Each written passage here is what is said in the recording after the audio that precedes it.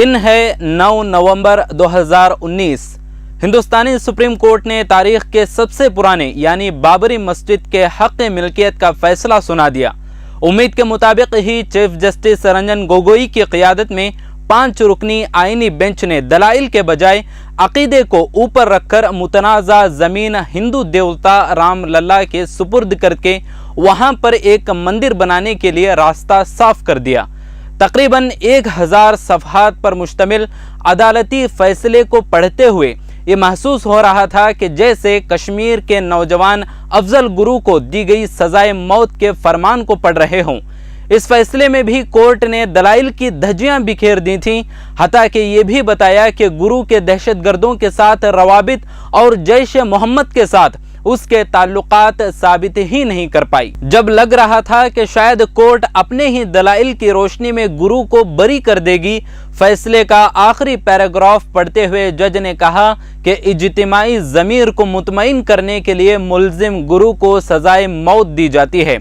बिल्कुल इसी तरह बाबरी मस्जिद से मुताल्लिक़ फैसले में भी कोर्ट ने हिंदू फरीक़ैन के दलाइल की पोल खोल कर रख दी। उनकी ये दलील भी रद्द कर दी कि मस्जिद किसी मंदिर को तोड़कर बनाई गई थी। सुप्रीम कोर्ट ने बाबरी मस्जिद के अंदर मूर्तियां रखने और मस्जिद को मुनहदिम करने के वाक़यात को भी गैर कानूनी और मुजरिमाना सरगर्मी करार दिया। इसी अदालत ने मुकदमे की समाअत से पहले ये भी वाज़ेह किया था कि वो इस मुकदमे का फैसला किसी अकीदे की बुनियाद पर नहीं बल्कि हक़ मिल्कियत की बुनियाद पर करेगी। लेकिन इसके बावजूद क्या हुआ, ये हम और आप बहुत अच्छे से जानते हैं। 21वीं सदी में भी किसी जमहूरी मुल्क की अदालत कोई ऐसा फैसला दे सकती है, शायद दुनिया को हैरान कर दे, मगर शायद उनको मालूम नहीं कि हिंदुस्तानी सुप्रीम कोर्ट आज़ाद और खुद इख्तियार ही सही, मगर जब इस तरह का मामला यहाँ पहुँचता है तो इंसाफ की देवी हकीकत में अपनी आंखों पर पट्टी बांध लेती है। फैसले के कुछ दिनों बाद से ही जिस तरह बड़ी तादाद में मुसलमानों से अमन व अमान बरकरार रखने और सुप्रीम कोर्ट का फैसला बस सर्वचश्म कबूल करने की अपीलें की जा रही थीं और उन्हें जिस तरह सब्र से काम लेने के लिए कहा जा रहा था, उसे देखते हुए ये अंदाज़ा लगाना मुश्किल नहीं था कि अदालत कोई ऐसा फैसला सुनाने वाली है जिस पर मुसलमानों को सिर्फ और सिर्फ सब्र ही करना होगा। हिंदुस्तान के कौमी सलामती मुशीत अजीत डोभाल से लेकर RSS के लीडरान जो मुसलमानों को मुंह तक नहीं लगाते, मुस्लिम लीडरों, दानिश्वरों और उर्दू सहाफ़ियों को कहीं चाय और कहीं खाने पर बुलाकर ये बताने की कोशिश कर रहे थे कि मुसलमानों को सुप्रीम कोर्ट के फैसले को चूं चरा किए बगैर कबूल करना चाहिए। जिस वक्त ये सब हो रहा था, हिंदुत्व तंजीमें गाँव की गली गली से लेकर राजधानी दिल्ली तक अपनी आस्था की बुनियाद पर लोगों को बेदार कर रही थीं, तो मुस्लिम तंजीमें, मुस्लिम लीडरान और मुसलमान अवाम टीवी के सामने बैठकर चाय समोसे खाते हुए एक्शन कमीशन के भरोसे कोर्ट की डेट के मौके पर कोर्ट के फैसले को सुनने के लिए बैठ जाते थे। हिंदुस्तानी मुसलमान के लिए 2 मौके किसी आसमानी आफत से कम नहीं हैं। पहला वो जब बाबरी मस्जिद को शहीद किया गया, दूसरा जब अदालत उज़्मा ने फैसला आस्था की बुनियाद पर सुनाया। हमको सुप्रीम कोर्ट के जजेस के फैसले से मुखालफत ज़रूर है, लेकिन हम इस चीज़ का इनकार नहीं कर सकते कि राम मंदिर की तामीर एक जुडिशियल वर्डिक्ट के बाद ही मुमकिन हो सकी है।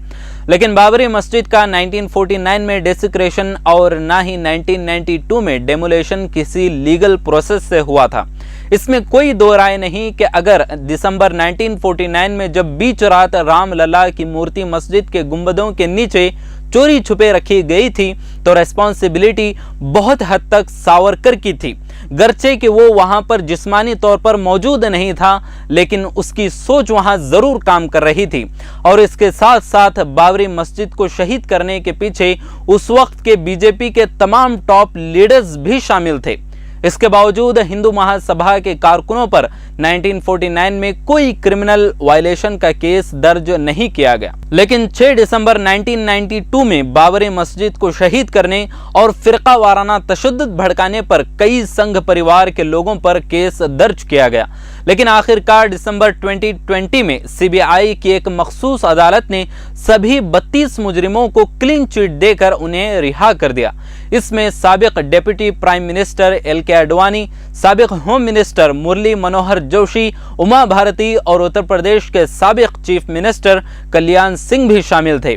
सुप्रीम कोर्ट ने अपने 9 नवंबर 2019 के फैसले में बाबरी मस्जिद के शहीद करने को कहा कि ये unlawful destruction of place of worship of the Muslims, मस्जिद के शहीद किए जाने को गैर कानूनी हरकत करार दिया था। जस्टिस मनमोहन सिंह लिब्राहन कमीशन ने तो और भी वाज़ेह लफ्जों में कहा कि I found it was a civil conspiracy, I still believe in it, from all the evidence produced me it was clear that the Babri Masjid demolition was the meticulously planned operation. Babri Masjid को शहीद करना वाज़ेह तौर पर एक सोची समझी साजिश का हिस्सा था। सीबीआई के खुसूसी अदालत के जज जस्टिस यादव, जिन्होंने सारे मुजरिमों को बरी कर दिया था, उनको अपनी रिटायरमेंट के सिर्फ 7 महीने बाद उन्हें उत्तर प्रदेश की हुकूमत ने डिप्टी लोकायुक्त मुकर्रर कर दिया।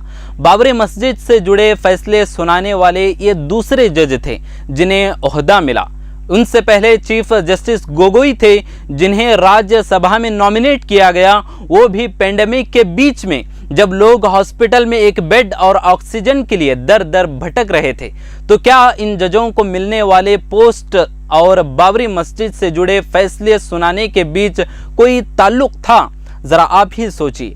बाबरी मस्जिद ने अपनी जिंदगी में कई दौर देखे हैं। पहला 1949 से पहले, जब मुसलमान वहां 5 वक्त की नमाज अदा करते थे। 1949 के बाद जब मस्जिद को ताला लगाया गया और मुसलमानों को इबादत करने से रोककर उन्हें बेदखल किया गया। उसके बाद आखिरकार एक खाली मैदान, जिस पर कभी एक 16वीं सदी की इमारत खड़ी थी।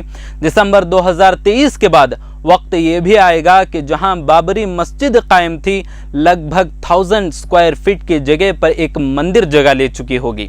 अब सवाल ये पैदा होता है कि आखिर हम क्यों 6 दिसंबर 1992 को याद रखें? साफ लफ्ज़ों में अगर कहूं तो मेरे लिए बाबरी मस्जिद को शहीद किए जाने वाला दिन हिंदुस्तान की जमहूरियत और कानून के कत्ल का दिन है, और इस मुल्क में बसने वाले मुसलमानों के मजहबी जज्बात और इंसानी हमदर्दी के कत्ल का दिन है। मेरे लिए ये दिन गहरे सदमे और गम का दिन है। डेली डाइजेस्ट चैनल पर क्लिक करके सब्सक्राइब करें। हमारी हर वीडियो आप तक पहुंचने के लिए बगल के बेल आइकन को ज़रूर दबाएं और दूसरों को शेयर करना ना भूलें।